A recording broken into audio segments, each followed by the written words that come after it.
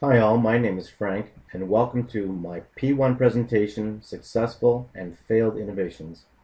I'd like to start with my first topic, which is a successful innovation, and it comes from the medical industry. It is the RP Vita. And what does the RP Vita stand for? It stands for Remote Presence Virtual Independent Telemedicine Assistant. And what does this thing do? Well, it is a robot that is capable of performing a doctor's checkup remotely, which can be especially useful for people who live in remote locations where doctors are hard to come by. The RP Vita has mobility built in. 30 sensors allow it to navigate down busy hallways and automatically avoiding personnel and obstacles. The RP Vita is interactive. It works on a telepresence platform that's used by doctors to look in on patients at distant hospitals. With a push of a button on an iPad, the doctor can direct the robot to the patient's bed. RP Vita has eye testing capabilities. The two-way video allows the doctor and the patient to see and speak with each other. And with the zoom feature, the doctor can read the patient's chart, even check his or her eyes for dilated pupils.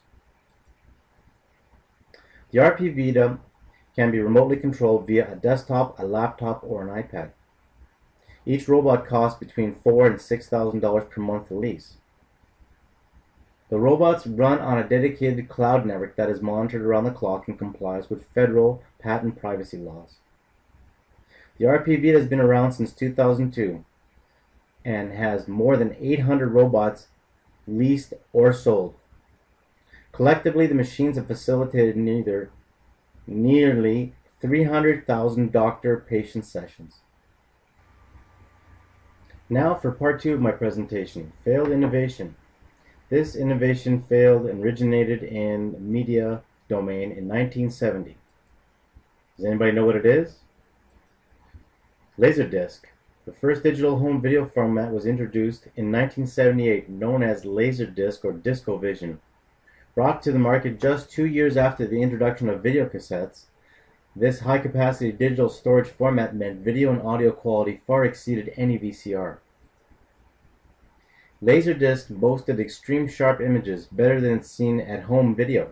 Unfortunately, the discs were heavy and easily damaged, and the players quite loud compared to VCRs. There was also no recording capability, and the discs and their players were super expensive. VCR reigned supreme until the advent of the DVD, which was kind of like a mini Laserdisc. The first discs were dated back to the 1930s, created in the UK. And then later, Laserdisc, which was introduced in the 1970s, proved to be the best quality image for reproduction and acceptance in industrial and home theater use. Despite all these pioneering advances, Laserdisc did not gain market acceptance and become economically viable.